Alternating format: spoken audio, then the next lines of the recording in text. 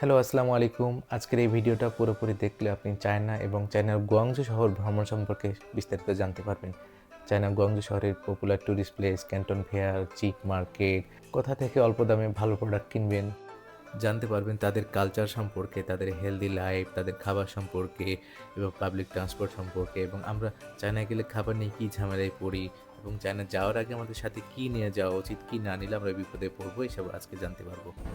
আসসালামু আলাইকুম, আমি সজল। আজকে আমি যাচ্ছি চায়নার গুয়াংজু শহরে।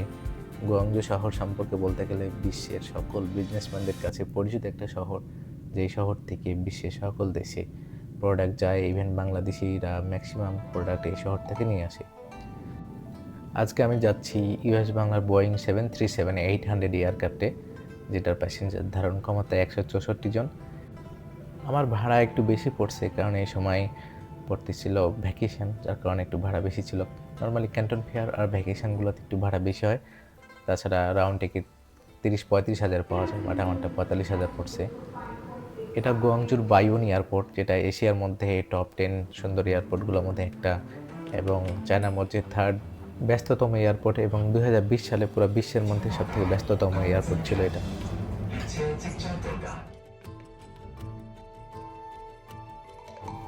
আমি রাত 4টার দিকে ল্যান্ড করছিলাম, যার কারণে আমি আর ট্যাক্সি নিয়ে হোটেলে যাইনি, আমি মেট্রো নিয়ে গেছি। সকাল 6টা থেকে মেট্রো শুরু হয়। আপনি ট্যাক্সি নিয়ে গেলে 2000 টাকা খরচ পড়বে মোটামুটি। আর যদি আপনি মেট্রো নিয়ে যান, সকাল 6টা থেকে শুরু, তাহলে আপনি অল্প টাকায় আপনার মেট্রো দিয়ে আপনার হোটেলে চলে যেতে পারবেন, যদি আপনি চিনে থাকেন বা আপনার কাছে ম্যাপ থাকে। But Google, WhatsApp, Google map, Facebook কিছুই কিন্তু কাজ করবে না চায়নাতে, যদি না আপনার কাছে পেইড ভিপিএন থাকে। তাই অবশ্যই চায়না যাওয়ার আগে একটা পেইড ভিপিএন নিয়ে যাবেন। আমি আপনাকে কিছুক্ষণ পরে বলে দেবো কোন ভিপিএনটা আপনি নিতে পারেন অল্প টাকা দিয়ে। এবং ভিপিএন থাকলে, উইচ্যাট থাকলে আপনি কন্ট্যাক্ট করা এবং ম্যাপ দেখা আপনার জন্য ইজি হবে।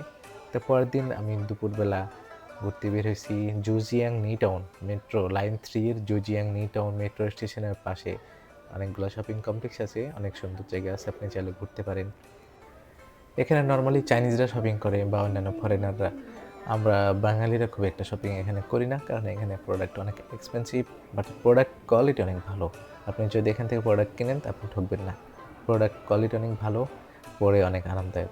আমি এখানে ঘুরছি অনেকক্ষণ, পুরো রাত 8টা-9টা পর্যন্ত। প্রোডাক্ট কোয়ালিটি ভালো দেখে আমি এখান থেকে কিছু পোশাক কিনেছি, জুতা কিনেছি, অনেক ভালো কোয়ালিটির। আপনাদের চায়না সম্পর্কে কোনো কোশ্চেন থাকলে আমাকে করতে পারেন, যেমন কীভাবে আপনি ট্যুরিস্ট ভিসা নেবেন, স্টুডেন্ট ভিসা কীভাবে নেবেন।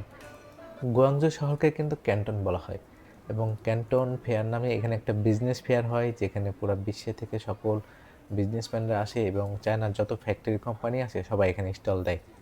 এবং এখানে আপনি চাইলে সরাসরি ফ্যাক্টরি কোম্পানির সাথে কন্ট্যাক্ট করে আপনার প্রোডাক্ট, আপনার পছন্দ মতো প্রোডাক্ট আপনি অর্ডার করতে পারেন। অনেকে এই ক্যান্টন ফেয়ারে অ্যাটেন্ড করার পরে বিজনেস সম্পর্কে আইডিয়া নিয়ে অনেকে নতুন বিজনেস স্টার্ট করে।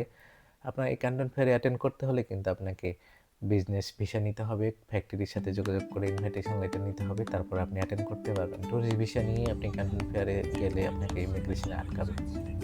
তো পরের দিন আমি গেছিলাম হচ্ছে একটা অফিসিয়াল কাজে গেছিলাম। তো পাবলিক ট্রান্সপোর্ট সম্পর্কে বলতে গেলে গুয়াংজুর অনেক ভালো চায়নার পাবলিক ট্রান্সপোর্ট। এখানে পাবলিক বাস আছে, মেট্রো আছে, আর দিদি নামের একটা ট্যাক্সি অ্যাপ আছে, যেটা আমাদের দেশে উবার। তো দিদি অ্যাপ আপনি ডাউনলোড করে নিয়ে যাবেন।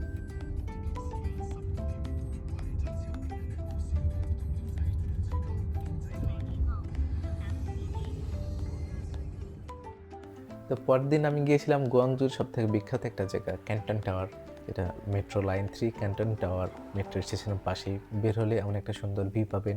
এখানে অবশ্যই রাতে যাবেন বা সন্ধ্যার পরে, তাহলে এটার বেস্ট ভিউটা আপনি দেখতে পাবেন।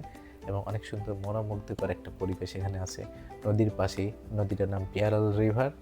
নদীর দুই পাশে অনেক সুন্দর ভিউ, সুন্দর সুন্দর লঞ্চ আছে, আপনি চাইলে লঞ্চে ঘুরতে পারেন। এক্সপেন্সিভ আছে, বাট আপনি ঘুরলে অনেক ভালো লাগবে। এবং নদীর দুই পাশে কিন্তু টলেস্ট বিল্ডিং টাওয়ার আপনি আছে দেখতে পাবেন। সামনে দুইটা বিল্ডিং দেখতে পাচ্ছেন, যেটা সাদা লাইট জ্বলতেছে মাথার দিকে। এটা হচ্ছে সিটিএফ ফিনান্স টাওয়ার, যেটা হচ্ছে ওয়ার্ল্ডের মধ্যে টপ 8 টলেস্ট বিল্ডিং, চায়নার মধ্যে টপ 3 530 মিটার। আর নদীর এই পাশে ঠিক একটা টাওয়ার আছে, যেটা ক্যান্টন টাওয়ার, যেটা চায়নার মধ্যে টপ 2 এবং ওয়ার্ল্ডের মধ্যে টপ 3 লংগেস্ট টাওয়ার। চায়নাতে একটা টাওয়ার আছে সাংহাই টাওয়ার নামে, 632 মিটার, যেটা টপ 2 ওয়ার্ল্ডের মধ্যে। এবং টপ 1 টাওয়ার হচ্ছে টোকিও স্কাই ট্রি, জাপানে অবস্থিত, 634 মিটার, এটা টপ 1। আর চায়নার খাবার সম্পর্কে বলতে গেলে এদের খাবার অনেক টেস্টি, অনেক হেলদি। এখানে চায়নাতে মোটা মানুষ খুব একটা কম আছে। আপনি পুরো ভিডিওতে আপনি একদম মোটা হেলদি মানুষ খুব একটা দেখবেন না, দেখেন খেয়াল করে। তো চায়নার খাবার আপনি অনেক হেলদি টেস্টি, বাট আপনি সব খাবার খেতে পারবেন না যদি আপনি মুসলিম হন, কারণ এখানে এরা হালাল খাবার খুব একটা পাওয়া যায় না। এখানে বাঙালি রেস্টুরেন্ট খুব একটা নাই, বা ইন্ডিয়ান আছে নির্দিষ্ট এরিয়াতে। আল মাদিনা নামে একটা রেস্টুরেন্ট আছে, চাইলে ওখানে গিয়ে আপনি বাঙালি, ইন্ডিয়ান, পাকিস্তানি ফুড খেতে পারেন। এছাড়া ম্যাকডোনাল্ডসে আপনি খেতে পারেন। আর কোথাও চাইনিজ রেস্টুরেন্টে বসলে অবশ্যই জিজ্ঞেস করবেন চিউরো মানে চিকেন, নিউরো মানে হচ্ছে বিফ। তো কোনটা কি জিজ্ঞেস করে খাবেন, কারণ এরা ম্যাক্সিমাম খাবারে শুকর মিশায় দেয়। তো পরের দিন আমি একটা চিপ একটা ক্লথিং মার্কেটে গেছিলাম, যেখানে অল্প দামে আপনি ভালো কোয়ালিটির পোশাক কিনতে পারবেন। এখানে একজন চাইনিজ মহিলাকে দেখছেন যে পলিতে করে অনেকগুলো পোশাক কিনেছে, এবং সে হয়তো অন্য জায়গায় তার দোকান আছে, সেখানে গিয়ে বিক্রি করবে বেশি দামে। তো কোয়ালিটি অনেক ভালো, কিন্তু খুব বেশি কম দাম না, বাট হচ্ছে মোটামুটি বাংলাদেশের থেকে তুলনায় অনেক কম দাম।